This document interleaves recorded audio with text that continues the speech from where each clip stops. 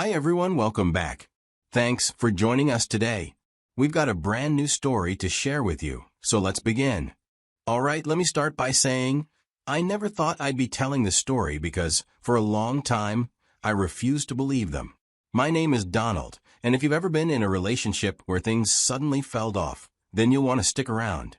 You see, when most guys hear their wives say, I need space, they panic. If you're ever in this situation, let me tell you something. You don't beg, you don't argue, you play it smart. So, let's take it from the beginning. 15 years. That's how long Genevieve and I had been married. We weren't perfect, no couple is, but I always thought we had a solid foundation. We had been through struggles, arguments, highs and lows, but at the end of the day, we were a team. Or, at least, that's what I believed. Then, something changed. Conversations got shorter. She started staying up later than usual, phone in hand, screen lighting up her face in the dark. When I'd ask what she was doing, she'd shrug it off, just scrolling, or texting a friend. At first I ignored it. Everyone deserves privacy, right? But the more I watched, the more I noticed. She started laughing at messages she wouldn't share with me. She started guarding her phone, tilting the screen away, and setting it face down on the table. There were nights when she'd get a text, and instead of replying right away, she'd pick up her phone and leave the room. That's when the uneasiness started creeping in. If you've ever been with someone long enough, you know when they're acting differently. I told myself I was overthinking it. Maybe I was making a big deal out of nothing. But deep down I knew better. One evening, she sits me down with a serious look. I remember the way she looked at me that night. We had just finished dinner.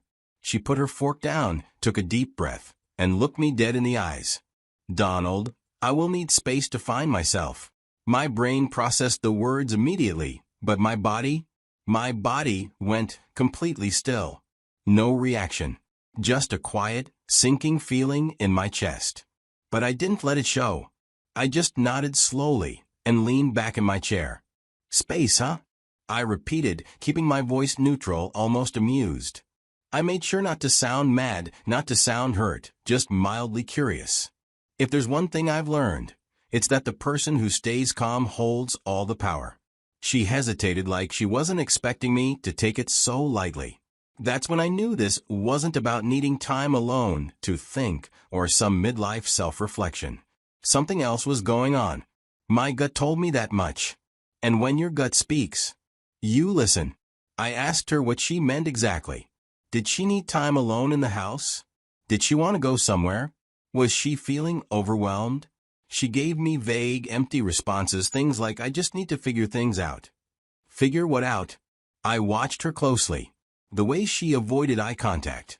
The way she fidgeted with her fingers. Right then I made a decision.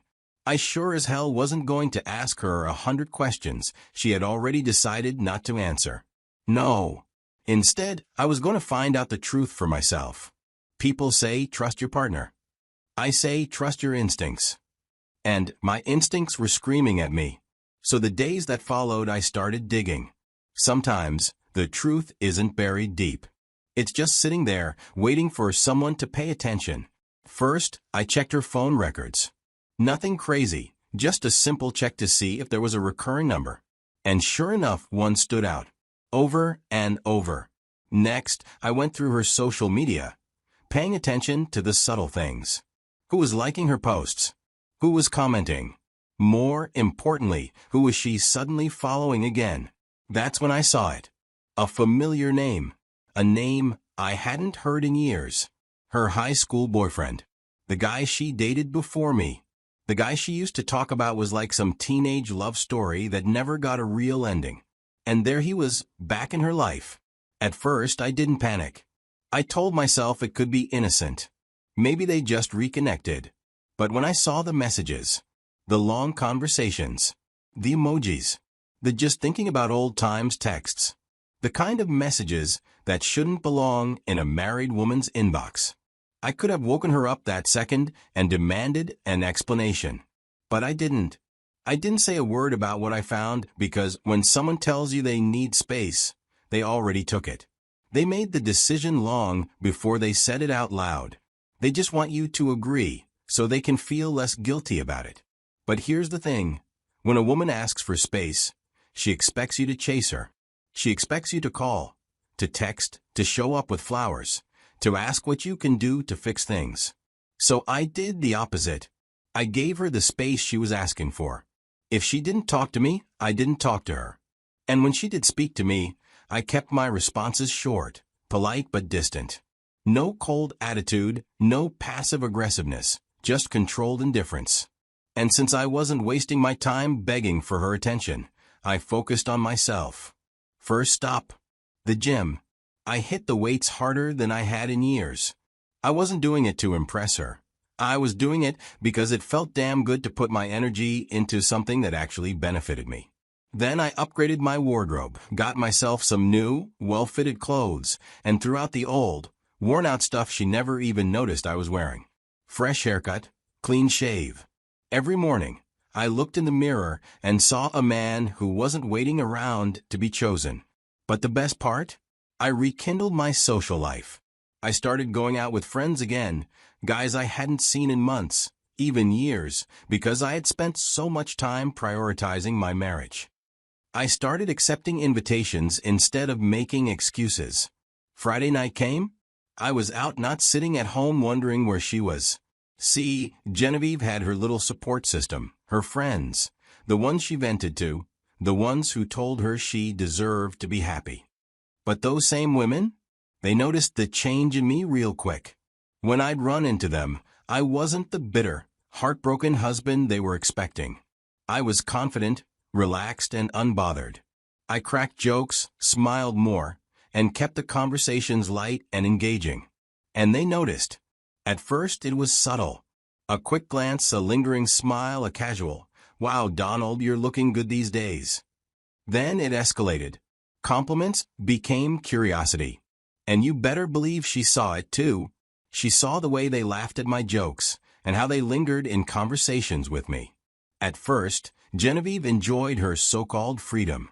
She thought she had made the right choice, convincing herself that she just needed time to breathe, to explore, to figure things out. But the shift in dynamics didn't go unnoticed, and soon, her excitement turned into unease. She wasn't expecting the changes in me. She thought I'd be sulking, waiting around for her to come back, desperate to prove my worth. Instead, I flipped the script. I had moved on with my life. And that got to her. The first signs of her jealousy were subtle, small, fleeting expressions that she tried to mask. But I saw it. The way she tensed up when she caught her friends giggling around me, touching my arm as they laughed at my jokes. The way her best friend started being extra nice to me, throwing compliments my way every chance she got. I wasn't doing anything special, just being me, but better. And it was working. Genevieve noticed, and that's when it hit her. She was losing me. The very thing she thought she wanted, distance, was now turning against her. She couldn't help herself. One evening, while I was casually sitting in the living room, she walked in and asked, "How was your day?" Just like that. Simple. Casual. As if nothing had happened. I didn't give her what she was looking for. It was good. That's all I said. No details, no enthusiasm, just a neutral response. I kept my tone light but distant, polite but uninterested. I wasn't mean, I wasn't rude, but I made sure she felt the change. She wasn't my priority anymore. I saw it in her face. She was expecting more. She thought I'd light up at the sound of her voice, eager to engage. But that's not how the game worked anymore. I was done playing on her terms. That moment, that was the beginning of her realization. A few days later, she made another attempt. This time, she put in effort. She started talking to me more. Not just casual small talk, but real conversations. Asking about my plans, commenting on my appearance, and dropping hints that she was noticing the new me. Then came the date night suggestion. We should go out sometime, just us. Dinner maybe? I knew what she was doing. She was trying to slip back and like nothing had happened, expecting that I'd jump at the opportunity. But I wasn't about to make it that easy. I played it cool. I nodded. Maybe. Let me check my schedule. That answer killed her. She expected me to agree immediately, to be relieved that she was finally coming back. Instead, she had to sit with uncertainty, the same uncertainty she had thrown my way when she asked for space. Then came the dressing up. She started wearing the outfits she knew I liked, fixing her hair, and wearing perfume around the house. Little things, but they were obvious. She wasn't doing it for herself, she was doing it for my attention. And still I didn't bite. I was cool, composed, and in control. It was only a matter of time before she cracked. And when she did, I made sure to remember every detail. One night, she finally said it. The words I knew were coming but refused to drag out of her. She sat down, looked me straight in the eye, and admitted her mistake. I think I made a mistake. Her voice was softer now, uncertain. I don't need space, I need us. I leaned back, watching her, letting her words settle. Then, I gave her the answer that had been waiting on my tongue for months. I gave you space because you asked for it. But now I'm not sure if I want to go back to how things were. Her face fell. That's when she knew. The power had shifted. I could see the regret in her eyes. She knew she had played herself. But at that point it didn't matter anymore. I'm done, I told her, my voice steady. You wanted space, and I realized I deserved someone who never needed it in the first place. And just like that it was over. I watched as she sat there, stunned, unable to process how the man she thought would always be waiting for her had slipped right through her fingers. The high school sweetheart? A joke. A distraction. He was never serious about her, just an old flame playing with her emotions, using her to relive his past before going back to his own life. The separation took months to finalize, but before everything was said and done, she confessed to me. I regret it. I regret all of it. But by then, I had already moved on. I was already in a better place, with someone who actually valued what I had to offer. And she was left alone. So, what do you guys think? Was I wrong for handling it this way? Should I have taken her back after everything? Or was I right to move on? I know some people will say, man, you should have fought for your marriage.